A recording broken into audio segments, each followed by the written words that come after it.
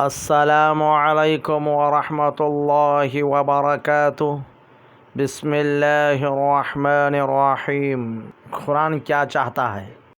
یا ایہا الذین آمنوا ادخلوا فی السلم کافہ ولا تتبعوا خطوات الشیطان انہ لکم عدو مبین فإن زللتم من بعد ما جاءتکم البینات فاعلموا ان اللہ عزیز حکیم۔ ایمان والو، اسلام میں پورے داخل ہو جاؤ اور شیطان کے قدموں کی تابعداری نہ کرو، وہ تمہارا کھلا دشمن ہے۔ اگر تم باوجود تمہارے پاس دلیلیں آ جائیں گے بھی پھسل جاؤ تو جان لو کہ اللہ تعالی غلبہ والا اور حکمت والا ہے۔ وَإِن جَنَحُوا لِلسَّلْمِ فَاجْنَحْ لَهَا وَتَوَكَّلْ عَلَى اللَّهِ انہ هو السمیع العلیم۔ اگر وہ صلح کی طرف جھکے تو بھی صلح کی طرف جھک جا اور اللہ پر بھروسہ رکھ، یقیناً وہ بہت سننے جاننے والا ہے۔ یمحق اللہ الربا ویربی الصدقات واللہ لا يحب كل کفار اثیم۔ اللہ تعالیٰ سود کو مٹاتا ہے اور صدقے کو بڑھاتا ہے، اور اللہ تعالیٰ کسی ناشکرے اور گنہگار سے محبت نہیں کرتا۔ یا ایہا الذین آمنوا اتقوا اللہ وذروا ما بقی من الربا ان کنتم مؤمنین فإن لم تفعلوا فأذنوا بحرب من اللہ ورسولہ۔ اے ایمان والو، اللہ تعالیٰ سے ڈرو اور جو سود باقی رہ گیا ہے وہ چھوڑ دو اگر تم سچ مچ ایمان والے ہو، اور اگر ایسا نہیں کرتے تو اللہ تعالیٰ سے اور اس کے رسول سے لڑنے کے لیے تیار ہو جاؤ۔ انسانوں کی نفسیات، انسانوں کی زندگی کے تجربات، اللہ و رسول کی تعلیمات کے مقابلے میں طرز عمل اور ان کے کردار کے مطالعے سے معلوم ہوتا ہے کہ ایسا ہو سکتا ہے ایک آدمی اسلام کا دعویٰ بھی کرے، اللہ کے بندہ ہونے کا دعویٰ کرے، اور پھر بعض چیزوں میں اللہ تعالیٰ سے معاذ اللہ، 100 بار معاذ اللہ، کچھ مانے اور کچھ نہ مانے۔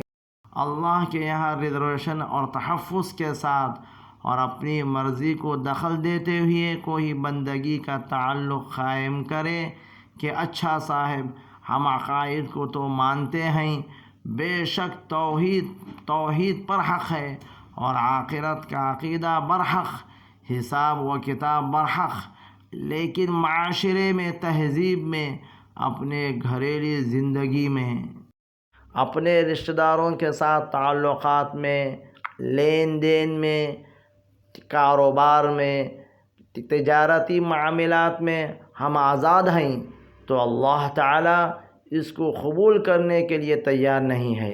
یہ آیت اسی لیے نازل ہوئی ہے، اور یہ آیت گویا عبرت ہے، ایک بہت بڑے خطرے کا اعلان ہے۔ ادخلوا فی السلم کافہ، اسلام میں پورے داخل ہو جاؤ۔ آپ کہہ دیجئے، اے اللہ، اے تمام جہان کے مالک، تو جسے چاہے بادشاہی دے اور جسے چاہے سلطنت چھین لے، اور تو جسے چاہے عزت دے اور جسے چاہے ذلت دے، تیرے ہی ہاتھ میں سب بھلائیاں ہیں، بے شک تو ہر چیز پر قادر ہے۔ اور دیکھو کسی مومن مرد و عورت کو اللہ اور اس کے رسول کے فیصلے کے بعد اپنے کسی عمر کا کوئی اختیار باقی نہیں رہتا۔ یاد رکھو، اللہ تعالیٰ اور اس کے رسول کی جو بھی نافرمانی کرے گا وہ صریح گمراہی میں پڑے گا۔ دیکھو ظالموں کی طرف ہرگز نہ جھکنا، ورنہ تمہیں بھی جہنم کی آگ لگ جائے گی اور اللہ کے سوا اور تمہارا مددگار نہ کھڑا ہو سکے گا۔ اور نہ تم مدد دیے جاؤ گے۔ جو لوگ نماز قائم کرتے ہیں اور زکوٰۃ ادا کرتے ہیں اور آخرت پر کامل یقین رکھتے ہیں۔ نماز، زکوٰۃ اور آخرت پر یقین، یہ تینوں نہایت اہم ہیں، اس لیے ان کا بطور خاص ذکر کیا گیا ہے، ورنہ محسنین و متقین تمام فرائض و سنن بلکہ مستحبات کی پابندی کرتے ہیں۔ اور بعض لوگ ایسے بھی ہیں جو لغو باتوں کو مول لیتے ہیں کہ بے علم کے ساتھ لوگوں کو اللہ کی راہ سے بہکائیں اور ایسے ہنسی بنائیں۔ یہی وہ لوگ ہیں جن کے لیے رسوا کرنے والا عذاب ہے۔ بہت بابرکت ہے وہ اللہ تعالی جس نے اپنے بندے پر فرقان اتارا تاکہ وہ تمام لوگوں کے لیے آگاہ کرنے والا بن جائے۔ فرقان کے معنی ہیں حق و باطل، توحید و شرک اور عدل و ظلم کے درمیان فرق کرنے والا۔